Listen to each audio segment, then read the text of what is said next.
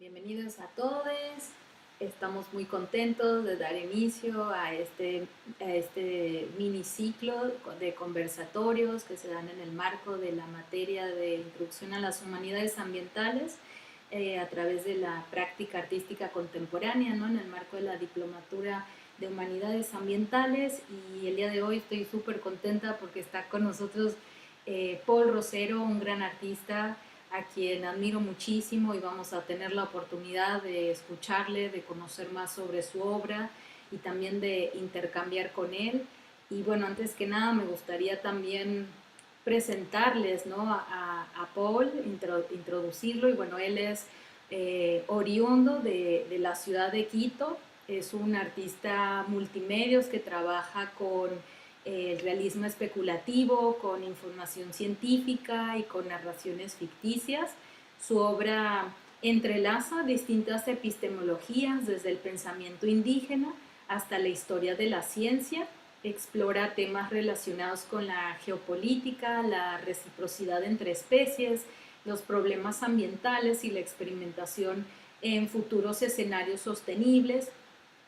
Rosero Paul recibió una maestría en artes del Instituto de Artes de California, de CalArts, y un máster interdisciplinario en sistemas cognitivos y medios interactivos en la Universidad de la Pompeu Fabra en Barcelona. Su obra ha recibido premios nacionales e internacionales y ha sido expuesta ampliamente. Por ejemplo, su trabajo ha participado en la 57ª Bienal de Venecia, el Pabellón Antártico, Italia, también en la Quinta Bienal de Moscú de Arte Joven, en el Museo de Quai de Branly de París, en Francia, en el Instituto Cervantes de Roma, Italia, en el Museo de Historia de Zaragoza, de España, el Centro de Arte H2 de Augsburgo, en la 11ª Bienal de Cuenca de Ecuador, en Import Projects en Berlín, ¿no? En la primera Bienal Antártica, también en la primera Bienal del Sur en Argentina, en SIGGRAPH 2017 en Los Ángeles, entre muchas otras más exposiciones. Bueno, y actualmente Paul enseña e investiga en la Universidad de San Francisco de Quito. Así que con mucho gusto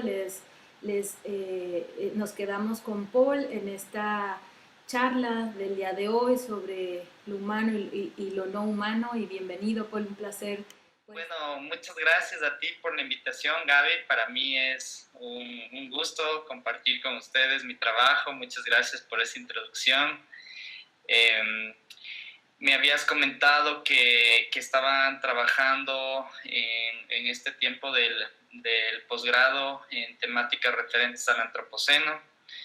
Entonces, la charla que he preparado para hoy tiene una dosis de respuesta a esa temática, que es algo que constantemente salta en cuestionamiento cuando estamos hablando sobre el medio ambiente, por ejemplo, o cuando trabajamos prácticas artísticas que tienen relación con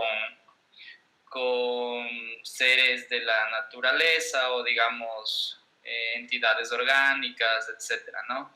Entonces, yo personalmente les cuento, no suelo utilizar mucho ese término. Ahora lo vamos a utilizar un par de veces para hacer un poco de contexto en el medio de la clase, necesariamente, pero a mí me gusta pensar un poco más bien como la posibilidad del después del antropoceno, ¿no? Entonces, cuando me refiero ahorita un poco sobre esa temática, haré mis puntuaciones, mis precisiones al respecto, y trataré de explicar un poco a qué me refiero cuando hablo de esta idea de post-antropoceno, ¿no? Entonces, también voy a explicar al comienzo el por qué le he titulado a esta charla con el título de El pensamiento no humano. Es la primera charla que doy con ese título.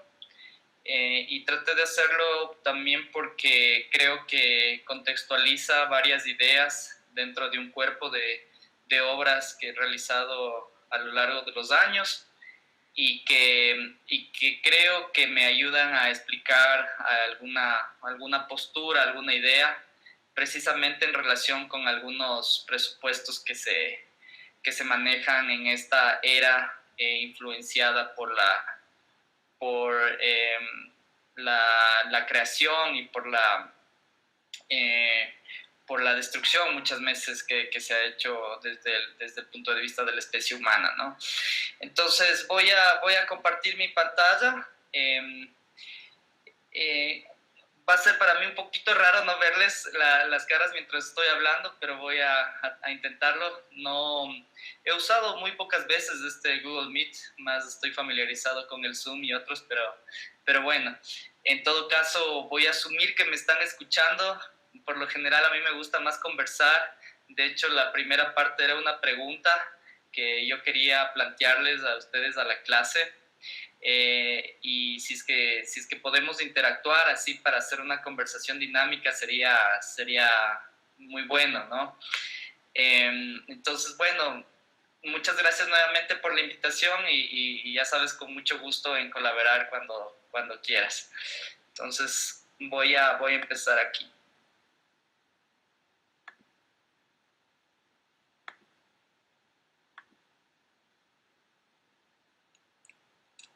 Ya, ahí están viendo mi pantalla. Sí. Ahí están viendo, ¿no? ¿Sí? Sí, pues la estamos viendo. Ok, bueno, entonces, el pensamiento no humano, ¿no? Esta charla está pensada específicamente en el marco de su clase, dentro de esta maestría, que para mí es familiar porque conozco a Mariela, conozco a Leo, entonces, digamos, ya tenemos alguna familiaridad y también con el UNTREP y con el museo también, ¿no? Entonces, siempre un gusto. Entonces, como les decía, quisiera empezar con esta idea o con esta pregunta de qué es pensar o qué es el pensamiento, ¿no? Esta es una pregunta abierta para ustedes, porque si yo planteo este título del pensamiento no humano, creo que es necesario empezar con una suerte de definición corta o con un acuerdo inicial entre nosotros sobre qué es el pensamiento o qué podría ser esta acción de pensar o a qué se le atribuye, a qué situación o a qué especie se le puede atribuir esta acción, ¿no? Entonces, ¿qué es pensar? Pensar desde algunas perspectivas podría ser una acción que tiene que ver con la resolución de conflictos, ¿no? Si nos ponemos en un plano un poco más biológico, que es más mi entrada, más mi perspectiva de trabajo, podríamos decir que en el mundo biológico el comportamiento del pensamiento o un comportamiento, si es que queremos hacer un símil, un paralelismo entre un comportamiento inteligente y la acción de pensar, que se podría más o menos analogizar, es esta acción de adaptación y al mismo tiempo de cambio de comportamiento en pro de una supervivencia o con la intención de una intención resiliente, ¿no es cierto?, de sobrevivir en un mundo lleno de competitividad, en un mundo que presenta situaciones adversas y que demanda de alguna suerte de creatividad también, ¿no? Entonces podemos empezar diciendo que el pensamiento tiene que ver con dosis de adaptabilidad, con dosis de creatividad, con dosis de cambios de comportamiento, ¿no? Entonces, desde esa perspectiva que es bastante amplia, quiero proponer esta idea de la posibilidad de un pensamiento no humano que es una postura que reúne el pensamiento de muchos científicos, de teóricos, etcétera, ¿no? Sea en el campo de las plantas, sea en el campo de los hongos, o en el campo de los animales, etcétera, ¿no? Que son diferentes reinos. Entonces, sí, no sé si me siguen, ¿les parece que ese es un acuerdo? ¿Estamos más o menos por la misma línea?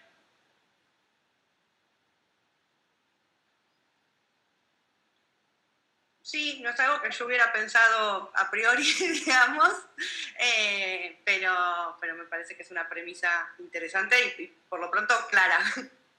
Ok, entonces a partir de eso vamos a seguir, ¿no? Entonces lo que yo he preparado es una idea. A mí me gusta trabajar en diferentes niveles, como diferentes alturas en referencia a altitud, ¿no? Como decía Gaby, yo soy de Quito, es una ciudad andina alta, en la que de alguna manera la influencia de montañas altas, de frío, etcétera, es una presencia para mí muy definitoria, ¿no? Entonces, no sé por qué, pero a mí me gusta trabajar como en diferentes tipos de alturas, ¿no? Entonces, voy a empezar a explicar ciertas ideas que tienen que ver con una idea del subsuelo o de lo submarino, digamos, de lo que está por debajo del nivel del mar, ¿no? O lo que está debajo de la tierra, ¿no? Y una de estas ideas tiene que ver con la comunicación que existe entre las plantas o entre árboles, que son individuos que están presentes quizás en un pedazo de terreno, en un territorio, que pueden ser de diferente especie, de diferente familia, y que a partir de esto que se llama una red subterránea de micorrizas, se conectan y se comunican, ¿no? Entonces, mico viene de hongo y risa de raíz.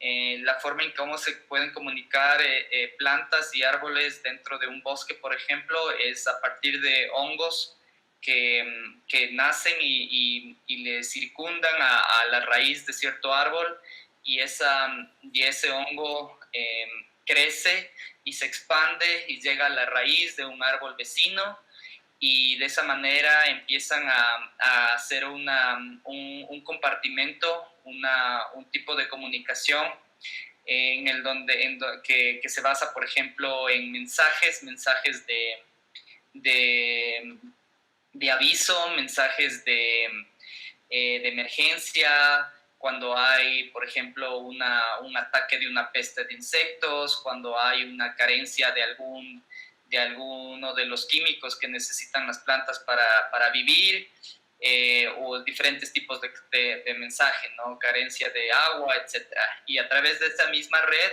se comparten esos elementos vitales, ¿no? Entonces, dentro de esta idea, a mí algo que siempre me ha gustado es una postura también sobre la empatía. Es lo que llamamos simbiosis, ¿no? Una simbiosis colaborativa que se ve en muchos tipos de especies, no solamente como del reino vegetal, por ejemplo, no entre plantas y plantas, sino pueden ser entre plantas e insectos, entre animal y animal, entre un pájaro y una iguana, por ejemplo, que son cosas que yo he investigado. Entonces, esta sería la primera postura, la postura del subsuelo, o la postura de lo que está bajo la tierra, bajo el mar. Entonces, esta postura o esta perspectiva me ha llevado a diferentes lugares a investigar ciertos fenómenos que me interesan como una manifestación sea de estos conceptos como el de resiliencia, o el de la simbiosis, o el del mutualismo, o el de la colaboración, ¿no es cierto? Siempre pensando que de otras especies nosotros podemos aprender cosas que a veces parecen que se olvidan, ¿no?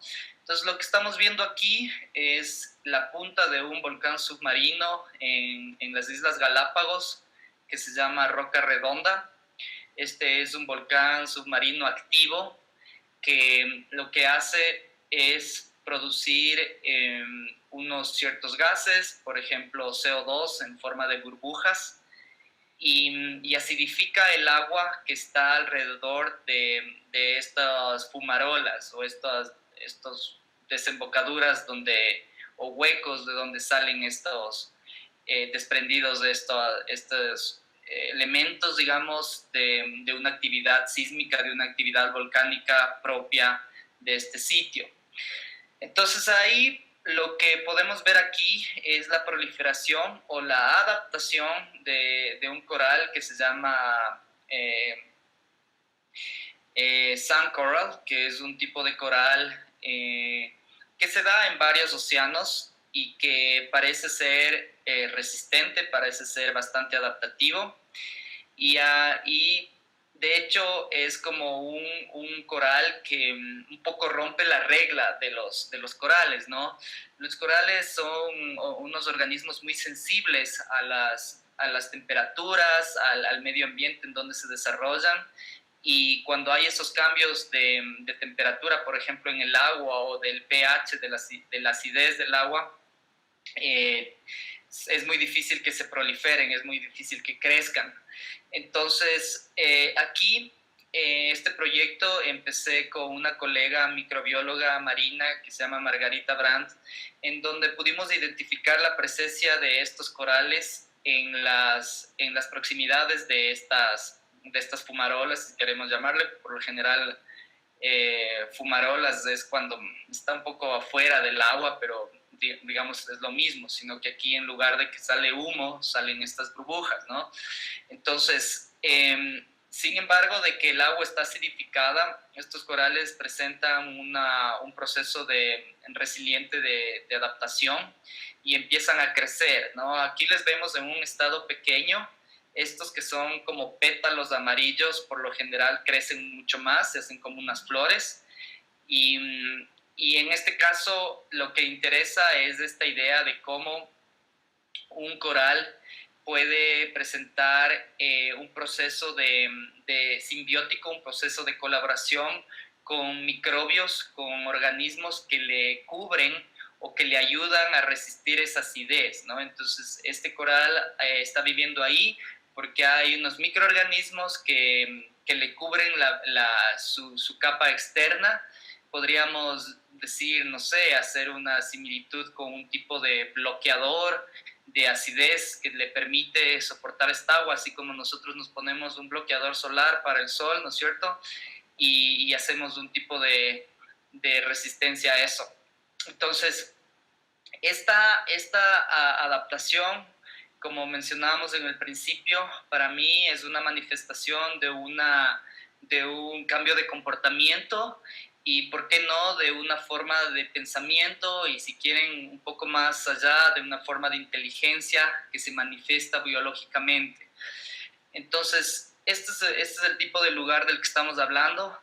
Es un lugar bastante impresionante visualmente, en donde hay muchos de estos huecos que les menciono, por los que desbordan o se expulsan estas burbujas, haciendo o produciendo una suerte como de gran acuario, ¿no es cierto? En los acuarios tenemos estos filtros de agua, estas bombas que producen las burbujas, y aquí lo que está produciendo es el volcán en sí mismo.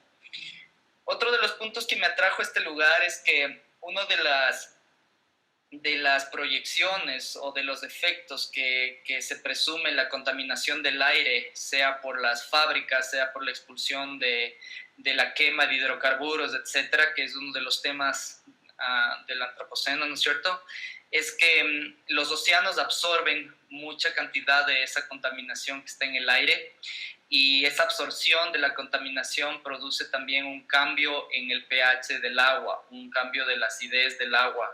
Entonces, si queremos, este lugar funciona de alguna manera como una aproximación hacia ese futuro catastrófico que se suele pintar dentro de este concepto, ¿no? Entonces, pues, como les decía, a mí no me gusta mucho hablar de esa idea catastrófica o de los efectos malignos de tal cuestión, sino tal vez tratar de pensar en esos ejemplos en donde ese panorama apocalíptico más bien está siendo sobrellevado, está siendo de alguna manera tratado, hay algún ejemplo de esperanza, por ejemplo, ¿no?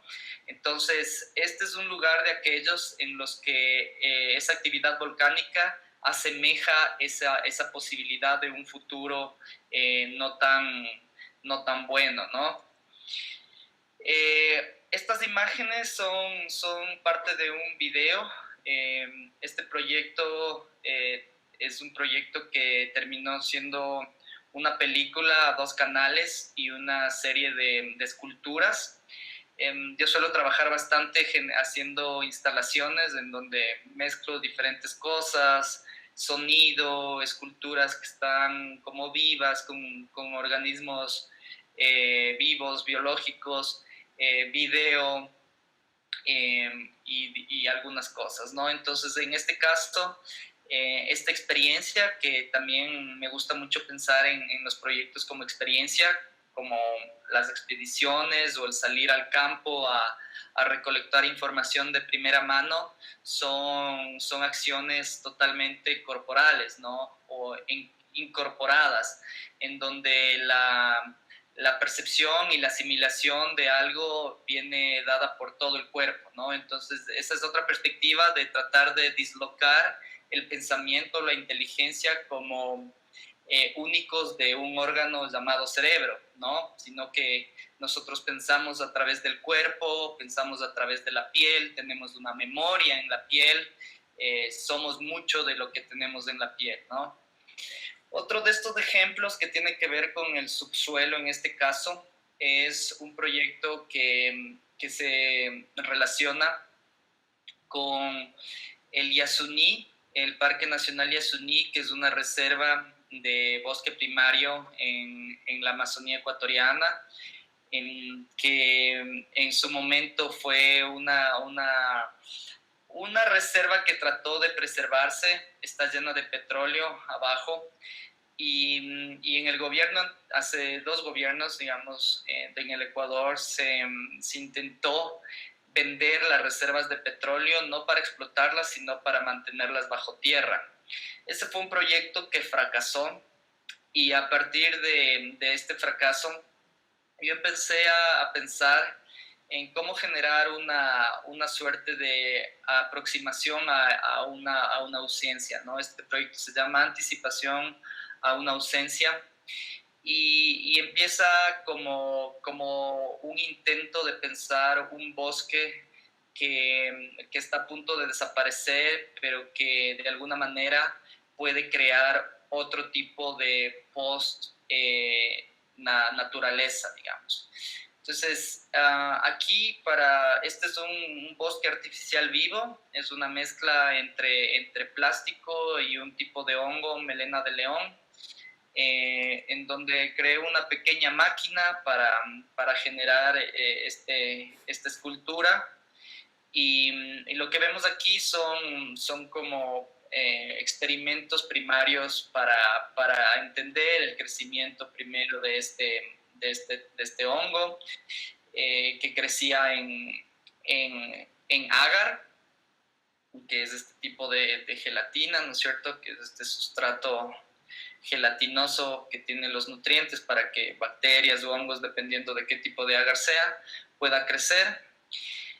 Esta es una máquina muy primaria, muy casera, que es una suerte de bioimpresora de hace mucho tiempo, que la hice porque, digamos, me interesa un poco la tecnología desde esa perspectiva para hacer cosas que no puedes hacer con las manos, ¿no? Entonces, si es que hay algo que no puedo hacer con las manos, digamos, ahí veo una necesidad tecnológica de implementar algo. Si es que no muchas veces no es necesario, creo, o por lo menos en mi trabajo no me detengo en eso, ¿no? Más me interesa la idea de que hay una tecnología milenaria que está guardada dentro de estos organismos, y en este caso la idea era crear un tercer material que un poco sea un producto de esta asimilación, de esta colaboración, de esta simbiosis entre un material artificial y un material orgánico. En lo que vemos acá son experimentos posteriores.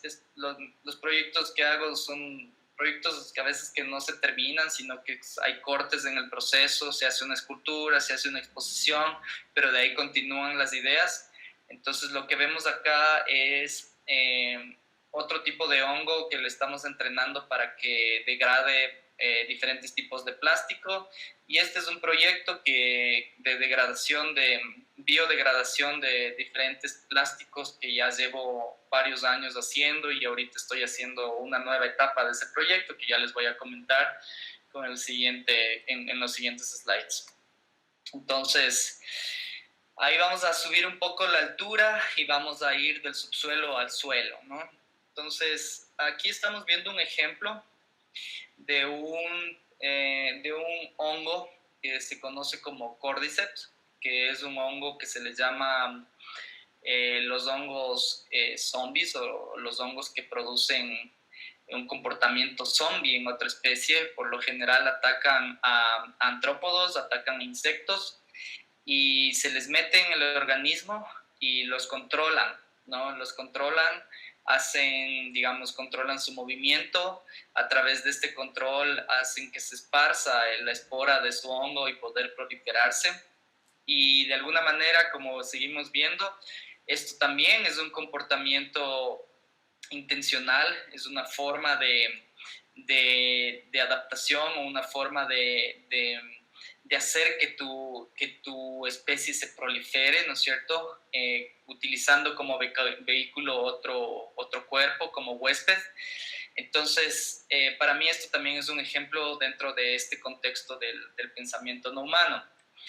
Dentro de esta línea están otro, que es lo que estoy trabajando ahorita esto les muestro así un poco de secreto, que es el proyecto que estoy trabajando ahorita para la Bienal de Cuenca edición número 15, que es de este diciembre, en donde voy a presentar una instalación que es producto de esta investigación sobre biodegradación, en donde ya hemos avanzado en este entrenamiento de los hongos para que degraden plásticos, en este caso juntándoles con otro tipo de hongos que sirven para la creación de objetos, para hacer lo que se llama micotextura, con la idea de generar igual estos organismos un poco influenciados estéticamente con cómo se ven los cactus, con cómo se ven las suculentas,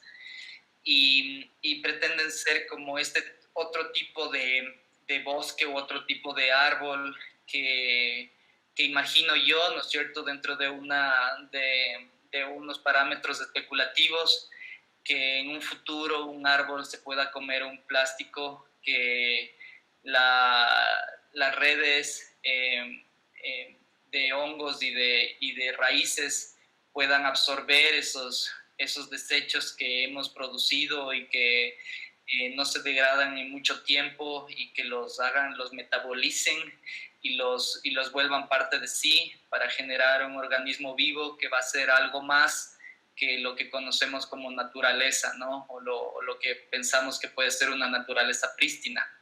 Entonces, estos tipos de cactus, no sé, estos tipos de árboles son árboles o son esculturas que están vivas, que se están comiendo plásticos en su interior, diferentes tipos de plástico. En este caso hay redes marinas, están sacadas de un arrecife rocoso de la costa del Pacífico Sur, acá en Esmeraldas, en Ecuador. También tienen desechos de material de impresión 3D, de las impresoras que utilizamos, y no es cierto, ustedes deben saber, ahí salen a veces cosas mal, dejan desechos, eso también les hemos hecho que se coman, plásticos PET, fundas, muchas cosas, ¿no? Entonces, desde un punto de vista estético, también me quería fusionar como que las formas de utilizando las botellas y etcétera, como generando no solo ese proceso de biodegradación interna, pero también como una suerte de fusión en la forma, ¿no? Entonces, bueno, ese es un proyecto. Estos son como imágenes de los procesos de investigación en donde se mezclan diferentes elementos. Lo que estamos viendo aquí son colillas de cigarrillo. Las colillas de cigarrillo, los filtros también están hechos de un tipo de plástico, estas esponjitas, que es celulosa de acetato. Eso también les entrenamos a los hongos para que logren adaptarse. Me interesan mucho las colillas porque las colillas están llenas de toxinas que cuando llegan a la tierra o llegan al mar se esparcen y matan muchos de los posibles nutrientes de la tierra o lo que está en el agua. Entonces, este es un experimento de cómo sacar o liberar, separar las toxinas que están absorbidas en estos filtros cuando se fuma y pasarles por este proceso de degradación con diferentes porcentajes, ¿no?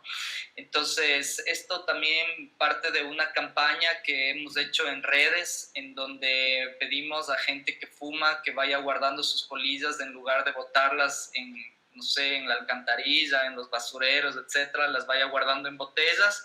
Después nosotros hacemos una recolección, pasamos por los lugares y después llevamos al estudio, al laboratorio, a hacer un tratamiento para empezar esa separación.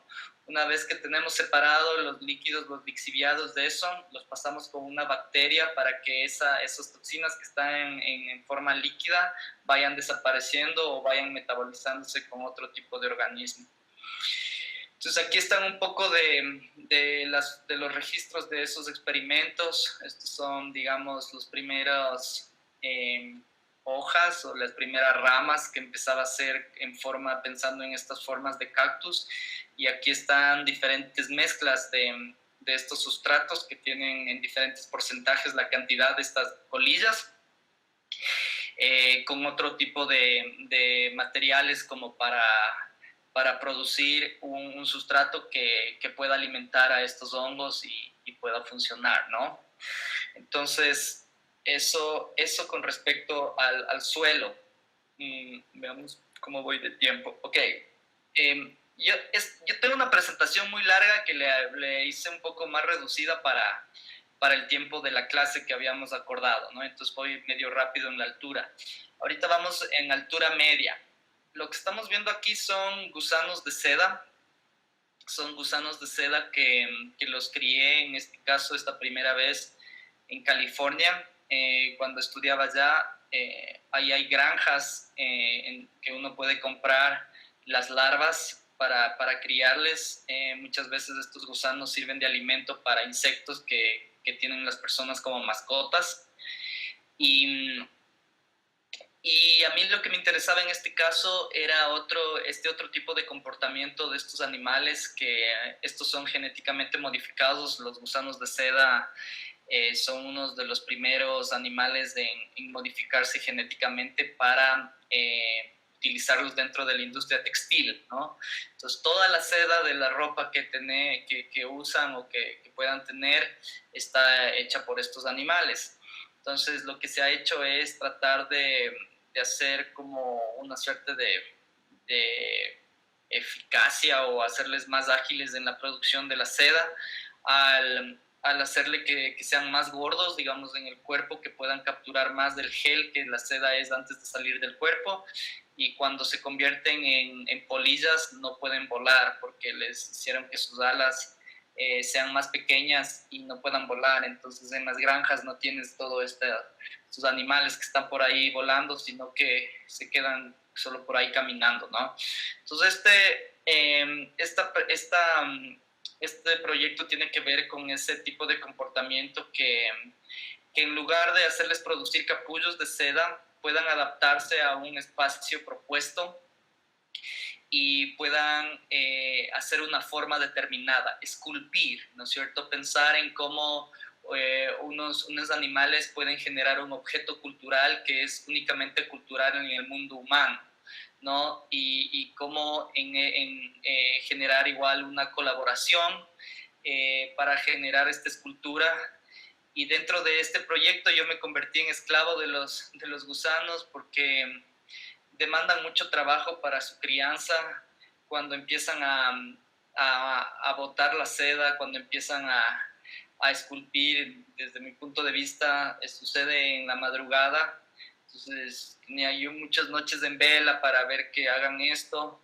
Y bueno, finalmente, después de muchos intentos, lograba una cosa o un objeto un poco más refinado, ¿no? Como es este. Esta obra se llama Wave. Bueno, todas las obras que les estoy mostrando tienen abajo el título.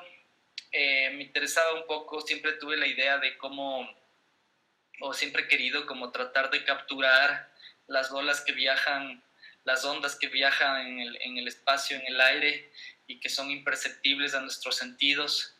Entonces, digamos, la forma tenía un poco esa intención. Y lo que me gusta es que esta obra, cuando ha estado presentada, los gusanos están esculpiendo en vivo, ¿no? En el momento de la inauguración. Entonces es como que algo que siempre sucede en tiempo real. Luego les voy a mostrar un proyecto que hice en la Antártida, que parte un poco de la posibilidad de una imagen así, ¿no? Me imaginaba como si sería posible que un árbol creciera de un iceberg, ¿no? Que un árbol verde, frondoso, podría salir de un pedazo de hielo blanco en un espacio totalmente árido, en donde no hay mucho color también, ¿no? Entonces, yo había ido a la Antártida como en el 2013 la primera vez y hice un proyecto de sonido, y a partir de ese proyecto saqué un libro y después hice esa presentación del proyecto de los gusanos de seda en Moscú, y los organizadores de lo que se llamó después la Bienal Antártica vieron estos proyectos y me invitaron a ir nuevamente con ellos en la Bienal, y yo les presenté esta propuesta, ¿no? Que era la de la posibilidad justamente de una planta, en este caso una planta tropical. Esta es una planta de cacao endémica del Ecuador, que solo hay aquí, digamos, que se le denomina riba, pueda crecer en este tipo de temperatura, ¿no? Entonces, la idea parte de algunas cosas. Cuando yo estuve en el anterior viaje en Antártida, comida congelada de hace meses, ¿no es cierto? Habían otras estaciones que tenían invernaderos. Entonces, había como esta posibilidad de tener comida fresca, ¿no? O pensar en tener plantas vivas ahí, ¿no? Aunque sean introducidas y todo eso. Entonces, yo hice como gran parte del proyecto fue una suerte de conseguir una visa para una planta introducida primero en Argentina, que fue lo que más me costó conseguir, pero pude conseguir un permiso para que la planta viaje en esta cápsula, que es como una suerte de cápsula del tiempo, le veo yo, porque la Antártida y Australia estuvieron pegadas hace 55 millones de años, y en este lugar donde instalé este proyecto se llama Bahía Paraíso, que era un sitio en donde se han encontrado fósiles de flora y fauna de zonas subtropicales, ¿no? Entonces para mí lo proponía como un viaje en el tiempo, no solo como una idea de un pasado que existió, sino como una posibilidad de un futuro que se podría dar, como un encuentro entre pasado, presente y futuro. Y también pensando en la cápsula como un traje espacial, por ejemplo, ¿no? Como un traje que un astronauta necesita para respirar fuera de la atmósfera, como un traje de un buzo que necesitamos para estar bajo el agua, para respirar, etcétera, ¿no? Y también tratando de romper esas limitaciones que el humano ha puesto a los organismos, ¿no es cierto?, que naturalmente son migrantes, que existen en un movimiento planetario, sea movidos por las corrientes de los mares, de los océanos, sea que viajan en los picos de las aves o por el viento, etcétera, ¿no? Entonces esta es igual una instalación con la que produje también un chocolate a partir del árbol de esta planta, de donde la cloné. y ese chocolate la gente se comía antes de ver la instalación en el ambiente, ¿no? Entonces, primero entraba por el sentido del gusto. Bueno, entonces aquí un poco la idea es pensar en que la ética que a mí que les quiero proponer es una ética de la vida, ¿no? Una ética que no discrimina los reinos de la vida, sino que se centra como el enfoque principal es en la necesidad de una vida para poder pensar otras subcategorías que están dentro de esa vida, ¿no? Muchas veces hablamos de ética en sentido más bien moral o inclusive moralista, ¿no es cierto? Pero a mí me interesa un poco esa idea de la ética como la vida y donde está presente hay siempre una posibilidad de, ¿no? O lo que se podría decir la posibilidad de ser en sí mismo, ¿no? El bosque como un ser en sí mismo, el hongo como un ser en sí mismo, el hongo o el árbol como un sujeto y no como un objeto, ¿no? O como un bosque puede ser una persona.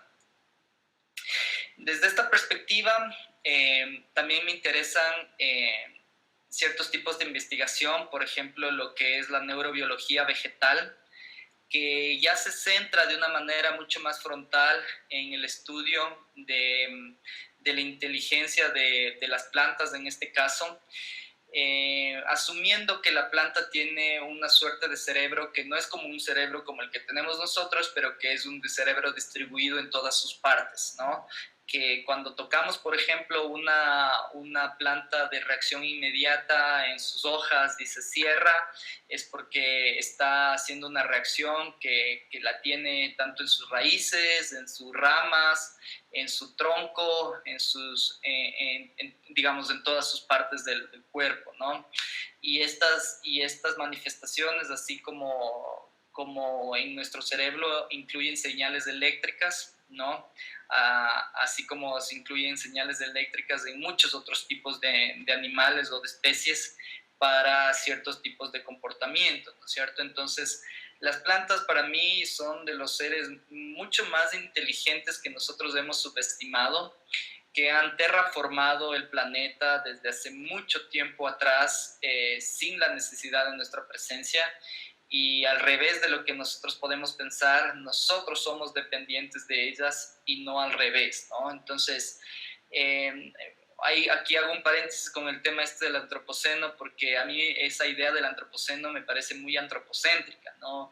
O sea, porque cuando hablamos del antropoceno también se habla de como del cuidado y de la recuperación del planeta como que estuviese en nuestras manos, ¿no? Y el planeta en realidad puede sobrevivir sin nosotros, ¿no? Entonces, ahí lo que los propongo yo a través de mi trabajo son ejemplos de ese tipo de manifestaciones, ¿no? Sea bajo el agua, sea en la tierra, sea en el aire. Entonces, ahorita vamos a ver un poco, ya nos vamos a ir a la altura y vamos a ir cerrando con este proyecto. Veo que el tiempo estamos ahí más o menos ya. Este proyecto se llama El pensamiento de las plantas y a partir de este proyecto puse el título a esta charla. Entonces, este proyecto, como les menciono, recoge todas estas ideas del bosque como un ser sintiente, como un ser pensante, como un espíritu además desde una cosmovisión indígena, ¿no es cierto? Nosotros aquí en la Amazonía tenemos la idea de que hay un espíritu que le corresponde al bosque, hay un animal espiritual que existe ahí y que en esa dimensión mucho más abierta existe una gran sabiduría, ¿no? Entonces, lo que estamos viendo aquí son una serie de fotografías que están pensadas desde esa perspectiva, pero no solo como el bosque que tiene un espíritu, el bosque o la planta que siente, sino como la posibilidad de la creación desde una especie no humana. Entonces, lo que yo me planteaba era pensar un evento en específico, que es la muerte de un fotógrafo, la de un cinematógrafo alemán que se llama Dieter Plasch, que era un documentalista de naturaleza. Él trabajó mucho en África. Muchas de sus imágenes pioneras tenían que ver con los estudios, por ejemplo, de gorilas. Y no sé, tal vez por ahí han bien visto ahí unas imágenes, unos documentales filmados en película, en cine, en donde se ve como que a los científicos en relación con los gorilas por primera vez, ¿no? Cómo un gorila reacciona al ver que un científico le agarra a un bebé gorila, cosas así, ¿no? Entonces él estaba filmando una película en un tiempo en donde los drones no eran populares, y para filmar esta película, junto con un ingeniero aeronáutico inglés, crearon un globo de aire caliente para poder sobrevolar el canopy de un bosque húmedo, de un bosque mojado en Guyana. Entonces, cuando estaba filmando esta película, este globo, este dirigible, solo era para una sola persona. Entonces él estaba solo después de hacer varias pruebas, y ya cuando hizo las pruebas todo salió bien. Después ya se subió a filmar la película, y durante la filmación el globo se trabó y se atascó en un árbol, ¿no? Entonces él, en el intento de desamarrar el globo, se cayó y se murió. Entonces, este proyecto recoge un poco esa historia y trata de pensar en los árboles como testigos del acontecimiento y como posibles fotógrafos del hecho. Entonces, esta serie de imágenes captura un poco esa idea y junta otro tipo de presupuestos o otro tipo de investigaciones que me llevan a mí a preguntarme, ¿no?, en dónde se produce una imagen, ¿cierto? Sabemos que, por ejemplo, hay fotógrafos ciegos que pueden ser fotógrafos ciegos sin necesidad de la vista. ¿Cómo producir imágenes sin ver?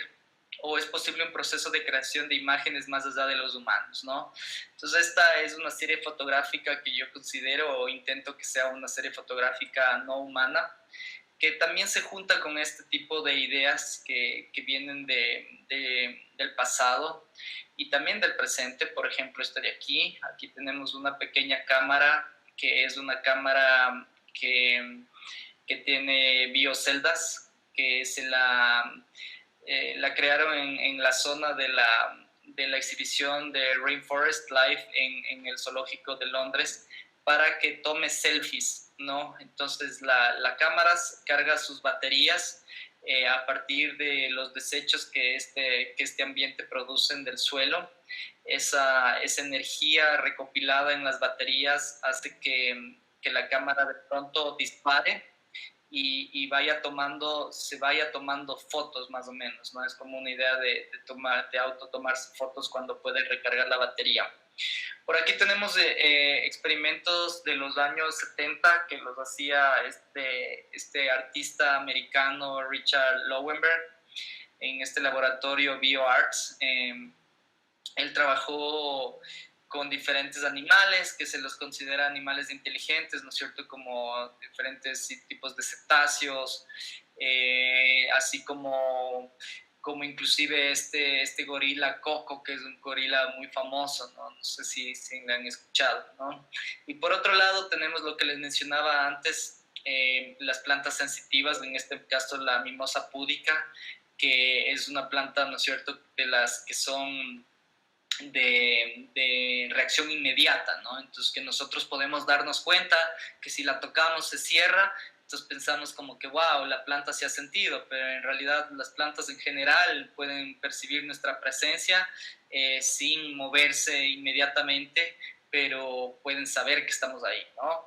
Entonces, en esta medida, yo les he planteado esta charla, ¿no es cierto?, como varios ejemplos dado el tiempo, decidí dejar afuera otros tipos de ejemplos que he estado un poco cercano en colaboración con otros amigos artistas, por ejemplo, en el mundo de las hormigas, trabajos con arañas o trabajos con otro tipo de hongos que pueden mostrarnos diferentes ejemplos sobre el tránsito o diferentes ejemplos que se aplican de manera biomimética, ¿no? Entonces, ahora, este es Dieter Plasch que les mencionaba. Estas fotografías son también parte de esa serie. Esta, por ejemplo, es la idea de un retrato tomado por el objeto de estudio, en este caso, porque ellos lo asimilaban como un objeto de estudio, un árbol, por ejemplo, al estudioso o al científico, al documentalista, como una mirada al revés, o lo que yo digo, o lo que se puede decir, la reciprocidad de la mirada. Y este es lo que yo considero el momento de la caída, ¿no? Cuando muere, tomado por un árbol. Este es parte también de este proyecto, que es una réplica del globo, una réplica a escala, medida del globo que les comentaba, de aire caliente, en donde él estaba trepado filmando el canopy, el dosel de este bosque. Y bueno, eso sería lo que quería presentarles como para abrir a una conversación, o si tienen preguntas y comentarios. Muchas gracias.